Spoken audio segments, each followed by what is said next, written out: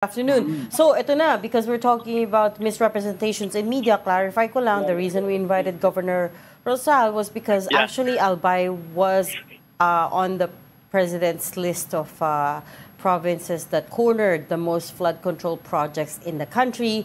In fact, pangilan po kayo? Number 5? Number 5. Number 6, with 273 flood control projects according to President Marcos. That's in the last 3 years. So, could you talk us through this number? Mataas po ba yan? Mababa? What is the context here? Well, good afternoon po again. Alam nyo, hindi tayo magtataka niyan dahil yung dalawang na-mention na contractor, yung SunWest and Highton, is based in Albay. No? Based in Albay po yan. Kaya, yan number na yan, actually ongoing pa ang pag-inspect namin. Pero based sa initial submit na listed ng DPWH, malapit tayo dyan. No? Maraming project dito sa Albay.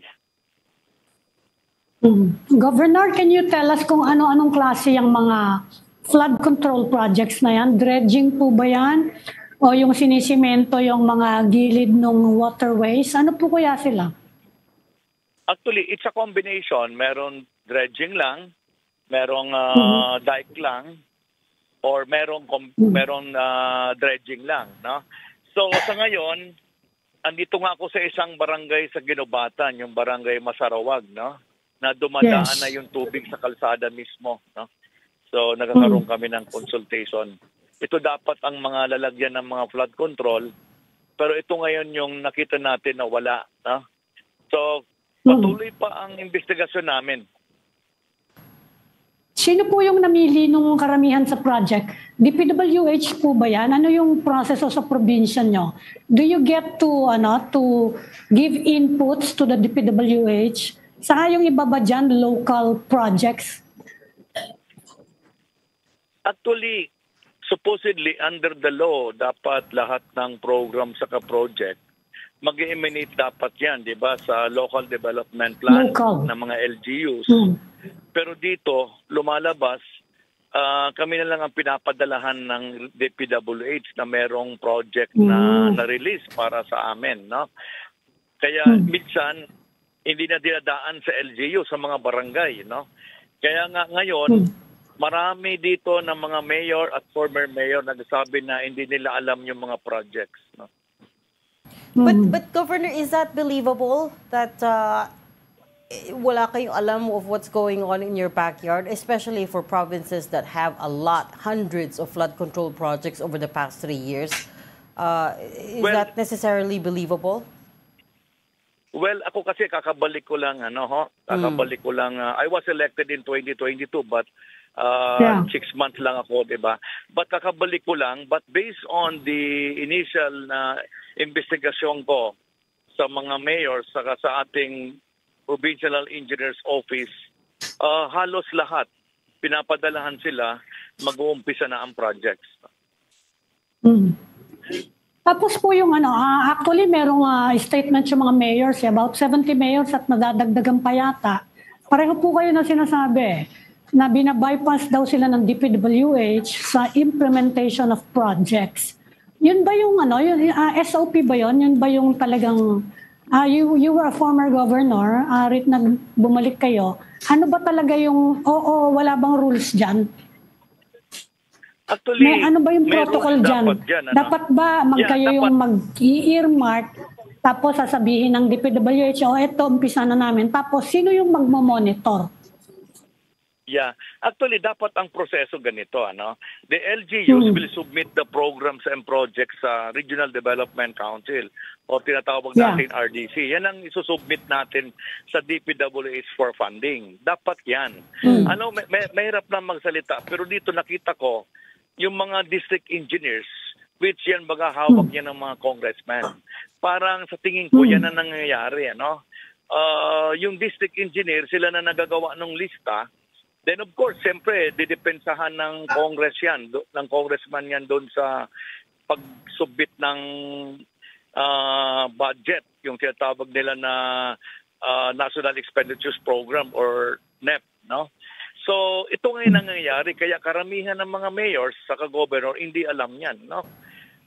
Yan ang sitwasyon ngayon. Siguro maganda itong eye-opener na ginawa ng ating Pangulo. I'm sure you watched the privileged speech of Senator Ping Lacson, sir, no, sa Senate. Yes. He broke down kung saan napupunta yung mga kickbacks, and he said, for instance, there were 2 to 3% that goes to what's known as reseta, which is na parang napupunta sa DEO, sa District Engineering Office, pero meron ding napupunta sa local officials where the project will be based. Tawag dyan royalty or lagay, which is or passing through yung some of the euphemisms na binibigay sa politikong may control sa distrito kung saan i-implement yung project. What do you know about this? Ako ang masabi ko kasi nga walang control ang mga ibang mayor and governors. Maybe ang sinasabi ni Senator Ping Lacson based sa kasi nakita ko nung mga grupo niya nandito kasi may mga allocated budget pa ganyan, hindi ko kabisado pero talagang nakaporma yan down siguro sa hindi lang siguro baka sa project engineer meron pa yan kasi nga hindi talaga sa amin directly yan kaya lahat talaga yan naka-centered or naka-anchored sa DPWH district.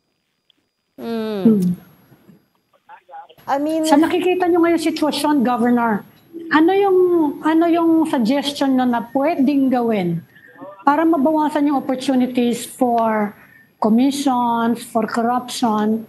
Ano po kaya ang pwedeng gawin sa sistema? Ang number one yan, alisin natin.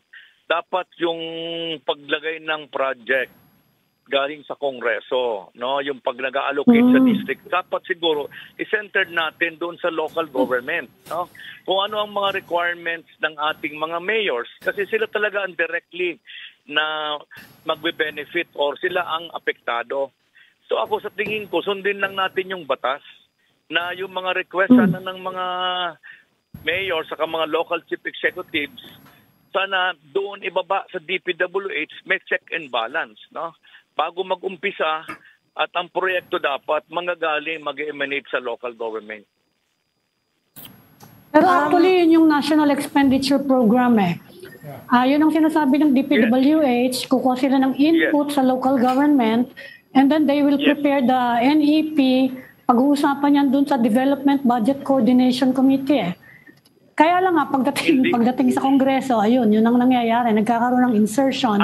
So yun palang mga insertion, hindi pala bumubusina sa local government yun. Pero, Governor, yung Governor, yung may busina ba yun? Yung insertion sa local government? Maybe even before the insertions, yung NEP kasi, dapat nung binubuo yun, kinukuha yun sa mga LGUs So, ang sinasabi niyo ba... Hindi, yun sinabi ng DPWH. Sinasabi niyo ba, Governor... Yun ang sinabi nila, that they get it daw from the LGU. Ang sinasabi niyo ba, Governor, hindi nangyari yun? Nagkakaroon na insertion. O, hindi nangyari yun sa Albay? Hindi, kasi alam mo, sa Albay, nakita ko kasi we have 3 districts, may mga project na nagagawa na ng listing talaga ang DPWH, So, sa ngayon, nalalaman na lang ng mga mayors na meron pala silang project na ganyan. So, inuulit ko, Governor, hindi kayo nakonsulta? Hindi kayo nakonsulta? No. Kasi ako baga matagal na ako na mayor. Matagal din ako nagsilbi sa Legazpi. Yes. Would you believe, tatawagan ang engineering ko for a meeting para sa notice to proceed na. Sabi ko, ba't meron ng project, hindi naman kami kinonsulta kung tama yon, Kaya nakita ko, mayroon pa ngayon, masyado nagiging target natin ng mga congressmen. Pero talaga nakita ko, ito ngayon ang sitwasyon Yung mga district engineers natin, masyado nakapokus doon sa congressmen na naka-assign sa kanya, dapat sa local government. Kaya nangyayari ito na maraming project na nasasayang. In general, though, I'm not saying sa Albay nangyayari, but in general, kasi for all the local officials that we've spoken to, lahat sila, they all say, oh, walang coordination, hindi dumaan sa amin, and so on and so forth. But to be honest, sometimes it's hard to believe, Governor, because a lot of these yung provinces, magkakakilala yung mga yan, right? So for instance, the governors and the mayors would know who the district engineers are, right? Ikaw ba sa probinsya nyo, do you know the district engineer in your district? Yeah, pero ang district engineers po, hindi reporting sa governor. Yes, correct. I agree. And hindi reporting also for the mayors, pero kaming sariling provincial engineers. Yes, but you would know each other, right? And usually may courtesy yan. They would do the courtesy of like telling you, okay, these are the projects that we're working on. Not necessarily asking your permission, but they would at least inform, right? Not at all times, no? Meron silang ini-inform ka, pero marami nga yung sinasabi nga ni Mr. Llamas ng mga insertion. Doon na naging problema natin. From 1 billion, nagiging 10 billion na. Yun ang nagiging problema natin. Yun ang mga nabibigla kami. Meron palang almost 300 million doon. Meron palang 1 billion. Yun ang nabibigla kami. Yung after the NEP.